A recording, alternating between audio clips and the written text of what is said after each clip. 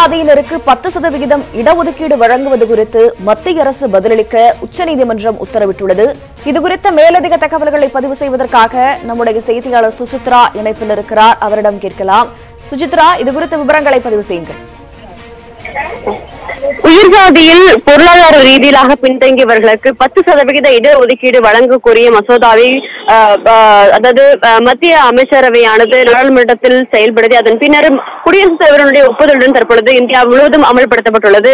அந்த இடஒதுக்கீடுக்கு எதிராக youth for equality என்ற தனியார் தொண்டு நிறுவனமானது உச்சநீதிமன்றத்தில் கடந்த 2 வாரங்களுக்கு முன்பு ஒரு பொதுநல மனுவை தாக்கல் செய்தது. அதாவது இந்த 10% இடஒதுக்கீடு என்பது ஏற்கனவே அமலில் இருக்கும் 50% இடஒதுக்கீட்டை பாதிக்கும் எனவும் இதனால் பல்வேறு தரப்பு மக்களும் பெருவாரியாக பாதிக்கப்படுவதற்கான வாய்ப்புகள் மிக அதிகம் என்பதால் இந்த 10% இடஒதுக்கீடை திரும்ப பெற வேண்டும் என்ற ஒரு கோரிக்கையை வலியுறுத்தி அந்த மனுவானது உச்சநீதிமன்றத்தில் தாக்கல் செய்யப்பட்டது. அந்த மனு தற்பொழுது உச்சநீதிமன்ற தலைமை நீதிபதி ரஞ்சன் கோகோய் தலைமையில் அமர்வு முன்பு விசாரணைக்கு வந்தது. அப்பொழுது இதனை விசாரணைக்கு ஏற்ற நீதிபதிகள் இந்த 10% இடஒதுக்கீடு எதன் அடிப்படையில் வழங்கப்பட்டுள்ளது என்பது குறித்த ஒரு விரிவான விளக்கத்தை மத்திய அரசு அளிக்க வேண்டும் என்று வலியுறுத்தி 4 வார காலத்திற்குள் பதில் மனு தாக்கல் செய்வதற்கான உத்தரவை தற்பொழுது பிறப்பித்திருக்கிறார்கள். மேலும் மத்திய அரசிற்கு இந்த விவகாரம் தொடர்பாக உச்சநீதிமன்றமானது நிச்சயமாக பொதுமக்களுடைய கருத்தை கவனத்தில் எடுத்துக்கொண்டு விரிவான ஒரு விசாரணையை நடத்தும் என்ற ஒரு உத்தரவையும் தற்பொழுது தலைமை நீதிபதி அமர்வானது பிறப்பித்திருக்கிறது. மேலும் இந்த வழக்கு தொடர்பாக ஏற்கனவே கூடுதலாக 2 மனுக்கள் 2 தனியார் தொண்டு நிறுவனங்கள் சார்பாக தாக்கல் செய்யப்பட்டிருக்கிறது. மேலும் அதன் மீதான விசாரணையும் தற்பொழுது எடுக்கப்பட்டுள்ள விசாரணையுடன் சேர்ந்தே தொடரும் என்ற ஒரு கருத்தையும் உச்சநீதிமன்றமானது தெளிவுபடுத்தியிருக்கிறது. தற்பொழுது 4 வார காலத்திற்குள் மத்திய அரசானது இந்த 10% இடஒதுக்கீடு உயர் சாதியில் பொருளாதார ரீதியிலாக பின்தங்கியவர்களுக்கு எதன் அடிப்படையில் வழங்கப்பட்டது என்பதை தெளிவான விளக்க வேண்டும் என்ற ஒரு நோட்டீஸை அவர்கள் மத்திய அரசிற்கு வழங்கியிருக்கிறார்கள். செமினா,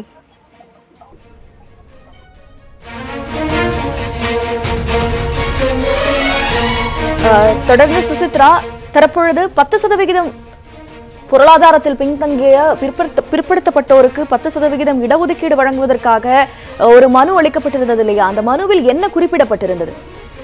குறிப்பாக அதாவது இந்த 10% இடஒதுக்கீடு என்பது நிச்சயமாக மற்ற ஏற்கனவே இந்தியா முழுவதும் அமலில் இருக்கும் 50% இடஒதுக்கீட்டை பாதிக்கும் என்ற ஒரு குறிப்பை வலியுறுத்தி இருக்கிறார்கள்.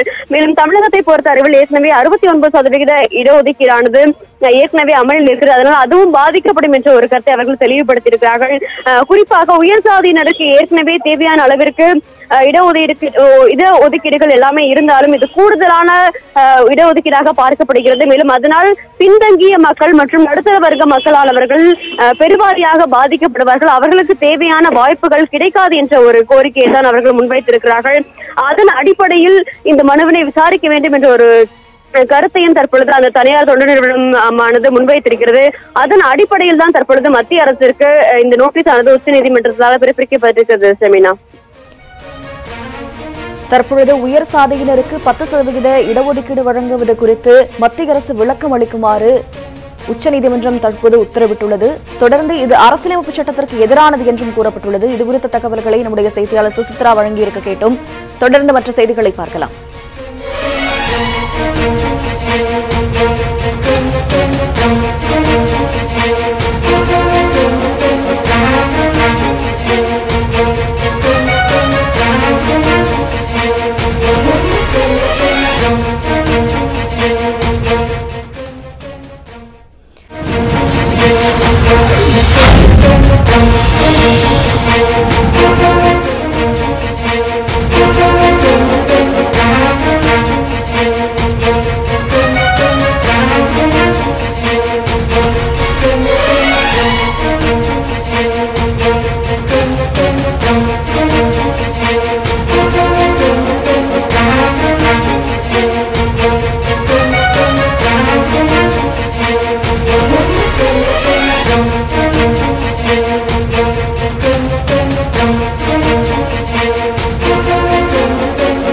தற்போது கிடைத்த அண்மை செய்தியின்படி கோடநாடு ஆவணப்பட விவகாரத்தில் சிபிஐ விசாரணைக்கு உத்தரவிடக் கோரிய மனுவை உச்சநீதிமன்றம் தற்பொழுது தள்ளுபடி செய்துள்ளது.